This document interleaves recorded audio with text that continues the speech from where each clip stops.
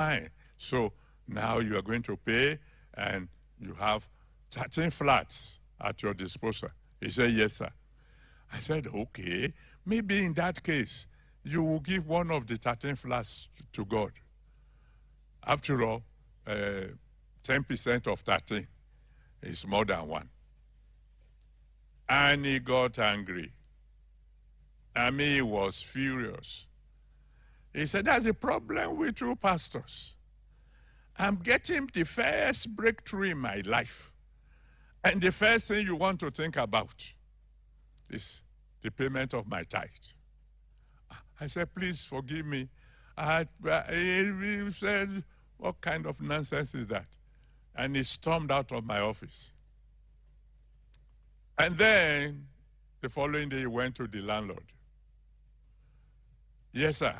The house you asked me to sell, I've sold it now. And where do you want me to pay the so amount that you asked for? The man said, you sold my house? He said, yes. For how much do you say? For so much. My house? Is it not number so? He said, yes. I asked you to sell my house for that amount. And the man spoke in Yoruba and said, Àti wọ́ àtẹni tó ṣoògùn yẹn fún ẹ kú papọ̀. In other words, he was saying, the one who gave you the charm that you used to charm me for me to say what you said I say, you will die together if you don't get out of my house. So he ran and came back to me. Daddy, help me. I said, what for, sir? Pray. My landlord has changed his mind. Hey, please, don't get me involved, though. It's between you and God. Go and settle. Up to today, he's still a tenant. But that's a minor one. I will tell you a bigger one, which many of you know. Because I know some of you will say, okay, assuming I have lost an opportunity, is God not big enough to restore? Can't he give me at least another chance? Oh, he can. We can go to details, only that we won't have the time, of people who lost the opportunity and God gave them another opportunity and they still lost it. A very good example will be King Saul. King Saul was tested to find out whether he would be obedient to God.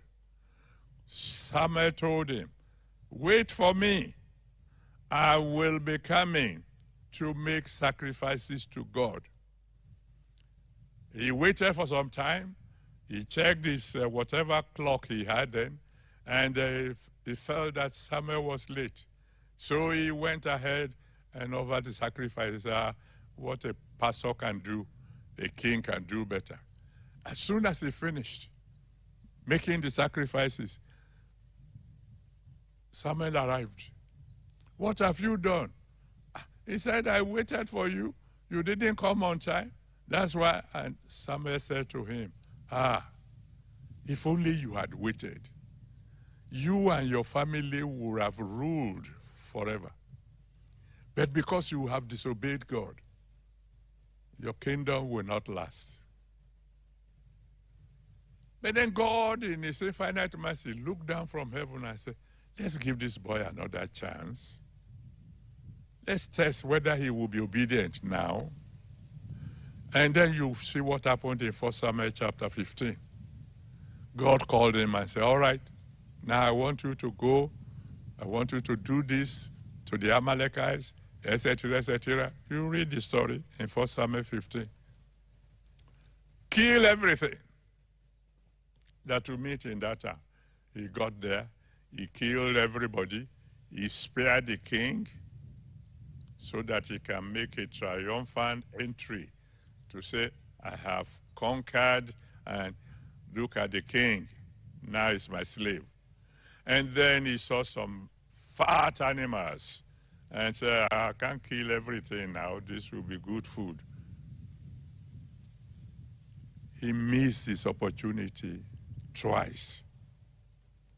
And the king ended up a madman. You know the story. So I will tell you the story of a man who lost his opportunity. And God gave him another opportunity and he lost it again. It's a story you have heard before. I was sitting at my desk at the University of Lagos. I was about to write a paper. I was about to write a paper, learned paper. I have spelled out the problem. I've spelled out how I was going to attack the problem. I was going to continue when suddenly I heard God say, go to Chief so-so-so. Tell him I love him. Tell him if he will surrender his life that he had ever done. And I will take him to heaven at the last moment, at the last day. I said, Lord, I've heard of this chief, but I don't even know his address. I know he lives in a particular town. And God told me, write the letter to him, write at the back of the envelope, Chief so-so-so, Chief so-so-so's house, so-so-so town, and post the letter. I did what God said. In those days, in Nigeria, when you post a letter, if the letter arrives in 3 months, you thank God. But this letter, with that little address, arrived within 3 days because God guided the letter. And the next thing I saw was that the driver of the chief came to my office and said, Chief asked me to go, not to write, to tell you I got your letter, I'll be waiting for you. No, not that I'll be waiting. I want you to wait for me in your office. I will come. The following day he arrived, and I explained to him, God says he loves you. He wants to save your soul. He wants you to surrender your life to Jesus Christ. He said, I will think about it. For 2 years, every two weeks, I went to this chief. I went pleading, give your life to Jesus. He would say, I will think about it. Then one day, he had a stroke, massive stroke, the kind that when it hits you, you won't be able to talk. But before he became unconscious, he told his people, send for Pastor Adeboye, send for him. And then he lapsed into unconsciousness. And they sent for me, and I ran there. When I got there and I saw him unconscious, I cried to God, God, please have mercy. Just one more time. Restore him so I can present salvation to him one more time. And then, within an hour, he was completely whole. Not only did he recover, there was no sign that he had had a stroke. The mouth that was already bent to the side was back to normal. And then I said, okay, Chief, God has given you a last chance. You were already gone. He has brought you back. Will you please give your life to Jesus now? He said, I will think about it. Then I knew there was no hope for him. And it wasn't long after that he died. I've told you all these stories for those of you in particular who have not given your life to Jesus Christ. You have an opportunity today. Don't miss it. Surrender your life to Jesus Christ because he's at your door knocking, saying, open the door to me. If you miss the opportunity today, you may never have it again because you don't even know that we will still be alive by this time tomorrow. Nobody knows. None of us is aware of when we are going to leave this world. All our days are numbered, young and old. You never can tell whether you will still be alive by this time of tomorrow. Give your life to Jesus now. That's the biggest opportunity you can ever have. And so if you have not given your life to Jesus Christ, I'm going to count from 1 to 10. Wherever you may be listening to me all over the world, before I say 10. If you are in the church, go to the altar now. If you are in the car listening to me by radio, stop the car and surrender your life to Jesus Christ. If you are in your own living room, just stand up as a sign to the Almighty God that you are surrendering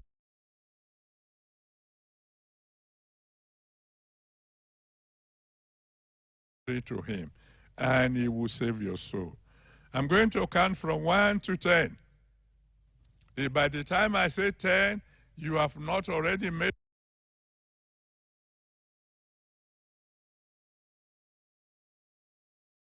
up your mind to surrender, I will pray, and that will be the end of the service. I'm counting now. 1,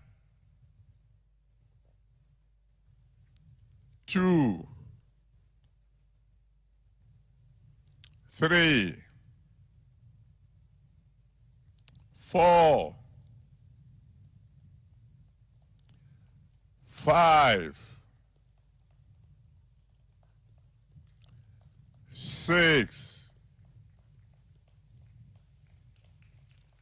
7,